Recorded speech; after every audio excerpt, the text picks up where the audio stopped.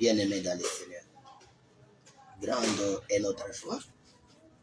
Aujourd'hui, le 10 décembre 2023, nous sommes là selon le programme de chaque fin d'année où nous vous parlons dans l'optique de PPA, ce qui veut dire tout peut arriver.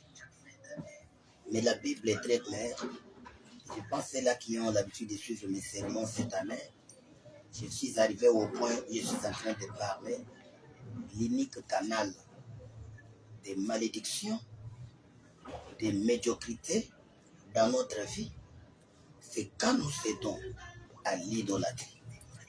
C'est pourquoi dans 1 Jean, chapitre 5, versets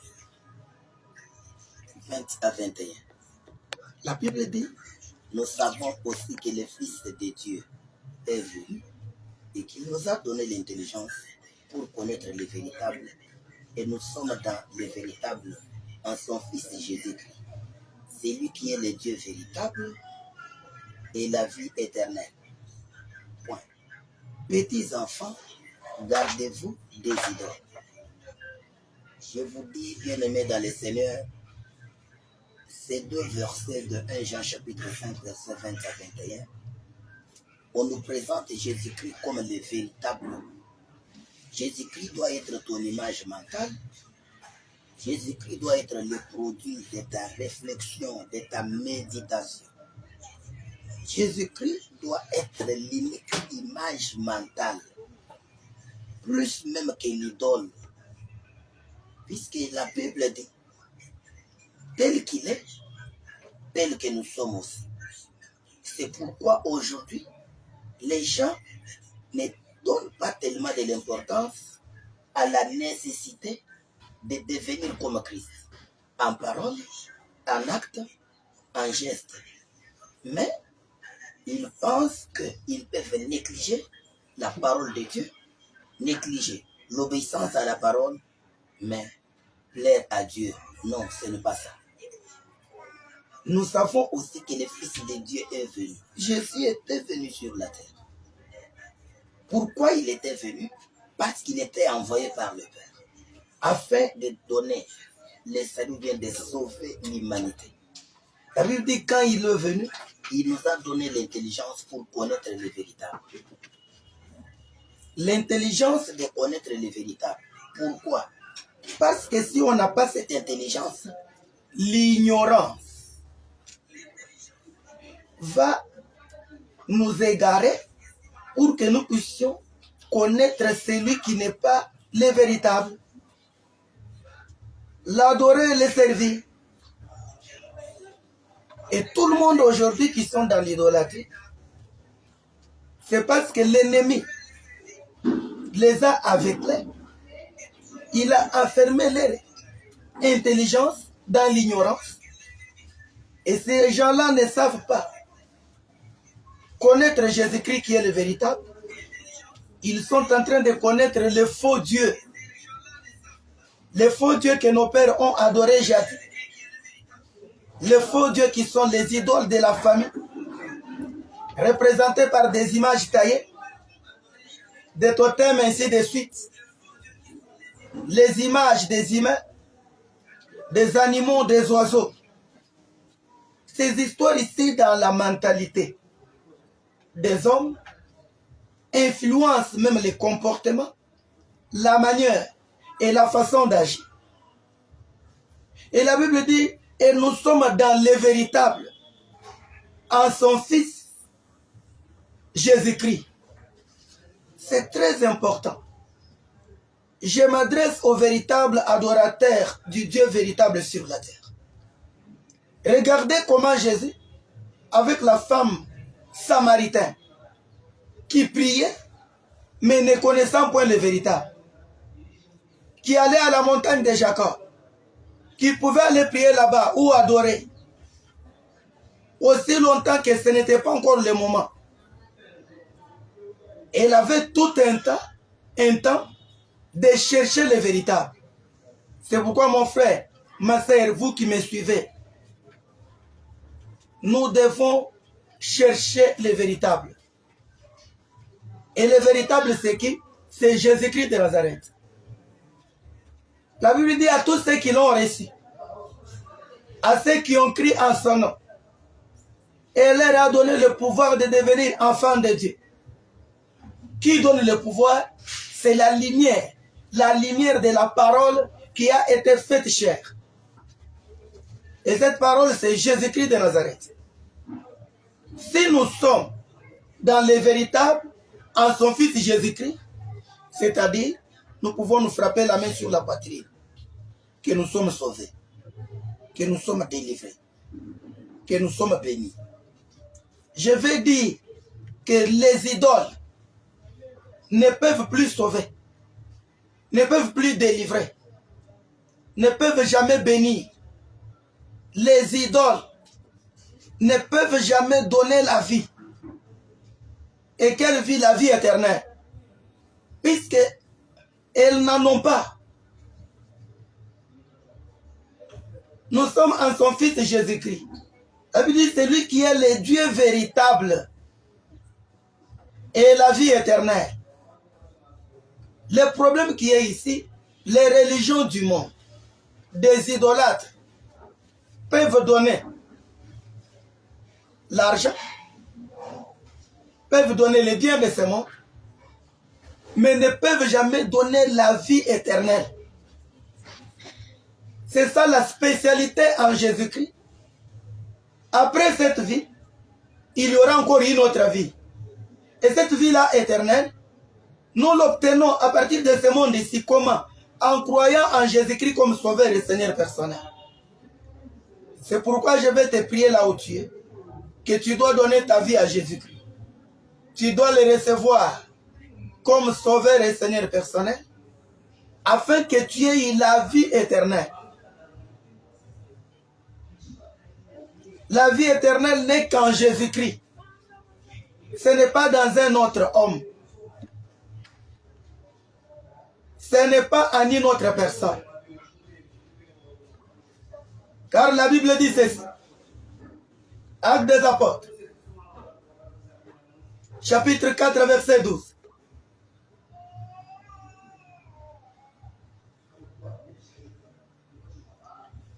Il n'y a de salut en aucun autre, car il n'y a sous le ciel aucun autre nom qui ait été donné parmi les hommes par lesquels nous devions être sauvés. J'aimerais te dire, c'est en Jésus-Christ où nous sommes sauvés. C'est en Jésus-Christ où nous sommes bénis. C'est en Jésus-Christ où nous sommes délivrés. C'est en Jésus-Christ où nous sommes consolés. C'est en Jésus-Christ où nous sommes approvisionnés. Jésus est venu nous donner le salut qui est un paquet global où il y a tout. Tout est dans le salut en Jésus-Christ. Comment? J'ajoute Hébreux, chapitre 9.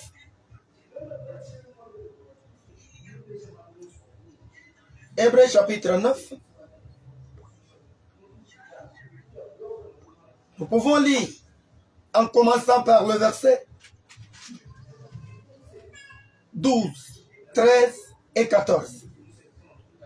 Il est entré une fois pour toutes dans les lieux très saints, non avec le sang de bouc et de veau, mais avec son propre sang, ayant obtenu une rédemption éternelle.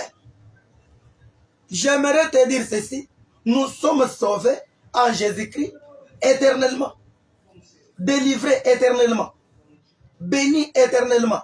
La rédemption que Jésus-Christ est venu nous donner, ce n'est pas une rédemption temporaire, mais c'est une rédemption éternelle. C'est-à-dire, lorsque tu reçois Jésus-Christ comme sauveur et Seigneur personnel, tu es délivré éternellement, tu es béni éternellement, tu es sauvé éternellement. Alors, c'est ici la différence entre Jésus-Christ, le véritable Dieu, et la vie éternelle, et les idoles. Verset 13. Car si le sang des taureaux et des boucs et la cendre d'une vache répandue sur ceux qui sont souillés sanctifient et procurent la pureté de la chair, combien plus le sang de Christ, qui par un esprit éternel s'est offert lui-même sans tache à Dieu, purifiera-t-il votre conscience des œuvres mortes afin que vous serviez les dieux vivants?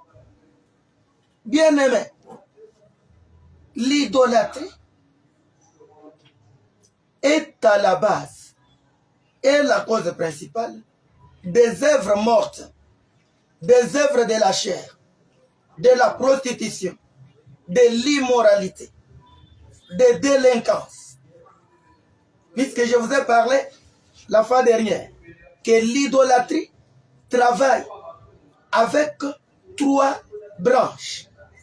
Et ces 3 branches ici, j'ai montré qu'il s'agit de l'esprit de tribalisme, la haine, la rancune. Et comme je l'avais promis, c'est en train d'expliquer les 3 branches principales de l'idolâtrie. On les appelle les œuvres mortes. Parce que celui qui se dit qu'il est tribaliste, qu'il est là animé de cet esprit tribal, il est contrôlé par les démons ethniques de la tribu, de son clan. La pensée ici, tribaux, ethnique, cette pensée ici, c'est une pensée qui est surchargée. Qu'avec la haine, qu'avec la rancune, parce qu'il est un tribaliste. Les œuvres mortes commencent d'abord par ne pas accepter d'autres personnes. S'accepter que lui et sa tribu. S'accepter que lui et sa famille. Or que Jésus est venu nous sauver, les hommes de toute nation, de toute tribu, de tout peuple, de toute langue. Au moyen de son sang, il nous a rachetés. Comment? En purifiant nos consciences de toutes les œuvres mortes. Que je suis en train de vous montrer que les œuvres mortes ici sont produites par l'idolâtrie. Et c'est le tribalisme, c'est la haine et c'est la rancune. Jésus est venu nous racheter de ses œuvres ici. Apocalypse chapitre 5. Versets 10 à 11.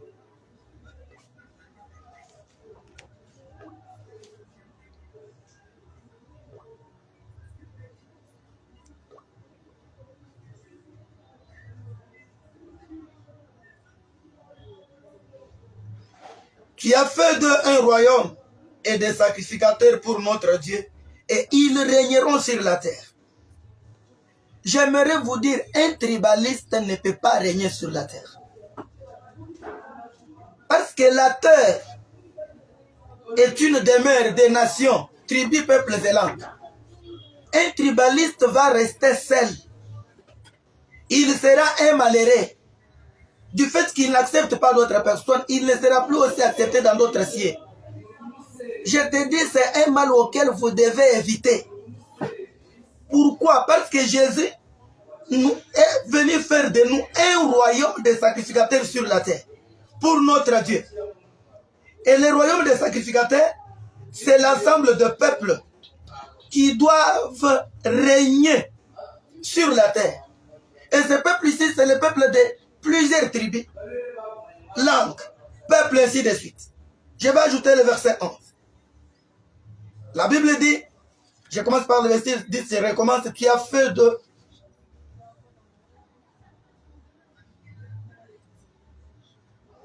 Tu as fait d'eux un royaume et des sacrificateurs pour notre Dieu, et ils régneront sur la terre.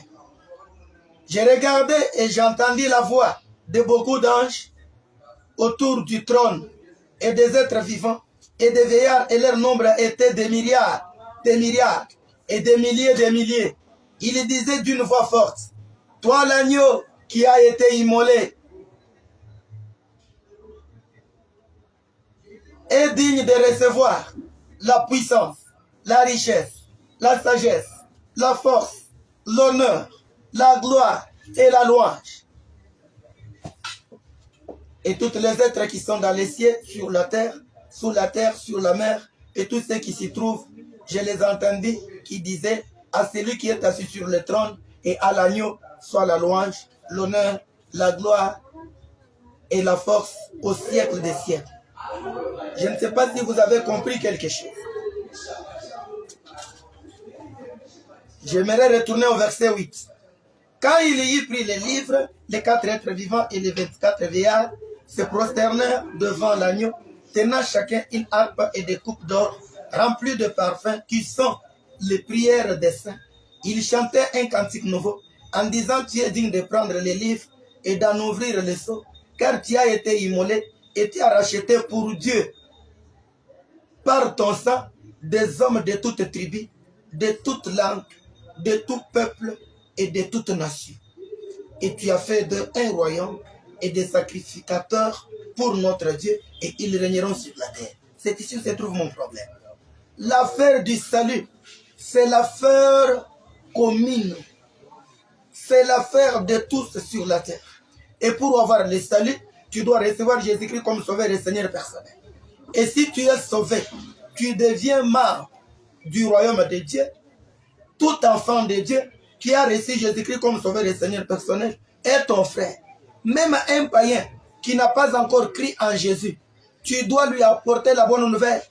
Il doit croire aussi en Jésus pour qu'il soit sauvé. Regardez ce que Jésus est venu faire sur la terre. Et nous ne pouvons pas nous laisser distraire par le tribalisme. Aujourd'hui, j'ai plus touché donc le tribalisme comme premier bras. Parce que je vous ai montré que l'idolâtrie donc a 3 bras. Premier bras, j'ai dit tribalisme.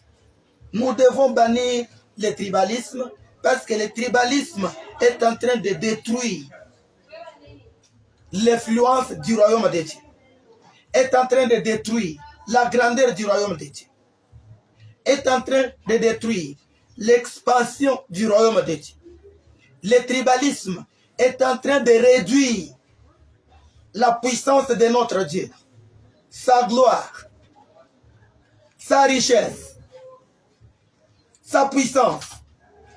Le tribalisme est capable de réduire le royaume de Dieu sur la terre en puissance, en honneur, en richesse, en gloire. Donc c'est le tribalisme qui peut détruire tout enfant de Dieu qui cite le nom de Dieu dans sa bouche, mais qui est tribaliste, il sera toujours petit parce qu'il n'acceptera pas d'autres personnes. Il est là en train de gérer ses mœurs, il est là en train de gérer donc sa coutume, il est là en train de gérer sa tribu, alors il va déconsidérer les autres. Or que pour être grand, tu dois être soutenu, même par ceux-là qui ne sont pas de ta tribu, ni de ta nation. Alors c'est plus important. Voilà au moins ce qu'on avait à dire aujourd'hui. Que Dieu vous bénisse de partout où vous êtes. Soyez délivrés de l'esprit de tribalisme. Vis avec tout le monde. Accepte tout le monde. Considère tout le monde. Et tu seras comme Dieu. Car Jean 3,16, la Bible dit: Dieu a tant aimé le monde et qu'il a donné son Fils unique afin que quiconque croit en lui ne périsse pas mais qu'il ait la vie éternelle. Dieu a aimé tout le monde. Je t'appelle toi mon frère. Je t'appelle toi ma sœur. Fanatique. Aimable de ta tribu. Aimable de ta famille. Aimable, je ne sais pas, de ton peuple, tu dois aimer tout le monde. Car tu ne sais pas là où viendra ton secours, là où viendra ta bénédiction, là où viendra ta grandeur. C'est là que tu aimes. Les jours où ils vont aussi t'aimer au retour, tu verras que ce sera plus grand que l'amour que ton village peut te témoigner. L'amour que ta famille peut te témoigner. Lorsque tu bénéficieras la louange des tribus, peuples et langues de la terre, ce sera vraiment une grande richesse, ce sera une grande puissance, ce sera un honneur, ce sera vraiment donc l'échelle mondiale, la supériorité que Dieu nous a promis.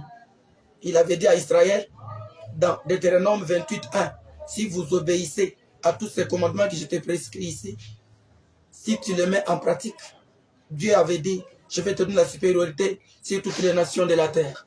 C'est pourquoi je vais dire, celui qui a banni le tribalisme, il aura la supériorité parce qu'il va aimer Dieu, il va honorer Dieu, il va aimer son prochain comme lui-même. Et quand Dieu va faire cela, quand Dieu va voir cela, il va t'élever au-dessus des tribus, peuples et langues.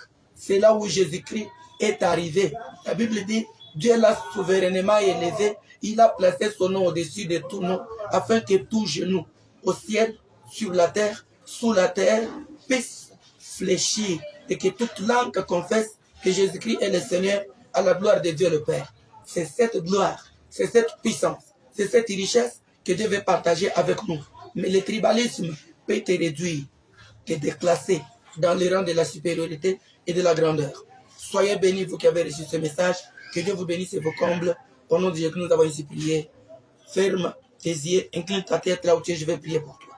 Père, je te bénis. La grandeur du royaume, car le royaume est là pour tout le monde. Et tu as dit, venez vraiment tout ce qui est fatigué, chargé, et moi-même je vous donnerai du repos. Le tribalisme, la haine et la rancune fait fatiguer l'humanité. Le temps est arrivé, Seigneur, où ceux-là qui ont cru en Jésus-Christ comme sauveur et Seigneur personnel puissent vivre dans l'église corps, puissent devenir un peuple, l'église mystique, l'église corps. Oh Dieu d'amour et de paix, et partout ils sont dans l'église locale, ils doivent s'aimer l'amour pour récolter la paix, récolter la joie, récolter le bonheur, l'abondance matérielle, spirituelle et financière. Quiconque a écouté ce message, qu'il soit béni, qu'il soit affermi. Seigneur, répand dans son cœur l'amour, la connaissance, l'intelligence, la sagesse, l'acceptation des autres, afin que lui aussi soit accepté. Car la Bible déclare, donner, il vous sera donné. On peut récolter que ce qu'on a semé. Bénis chacun. Je sème maintenant l'amour au milieu des deux conjoints, des tribus différentes. Je sème l'amour au milieu des deux amis, des coins différents du pays, ou de la région ou de la province. Je sème l'amour dans les quartiers. Je sème l'amour dans la région. Oh Dieu d'amour et de paix, dans les quartiers, sur l'avenir, dans la même parcelle, où les gens peuvent se retrouver de diverses tribus, qu'ils s'acceptent, qu'ils se considèrent comme des frères. Car c'est Dieu qui a fait que nous soyons des humains sur la terre. C'est Dieu qui connaît les tenants et les aboutissements de notre vie. Bénis chacun, Seigneur. Répand l'amour, la communion fraternelle, l'amour, car nous tous, nous sommes les enfants de Dieu. C'est Dieu qui est notre Père. Soyez bénis de partout où vous suivez ce message. Que Dieu vous bénisse. Soyez consolidés en Jésus-Christ, bénis et comblés. Au nom de Jésus, nous avons ici prié. Amen. Que Dieu vous bénisse abondamment.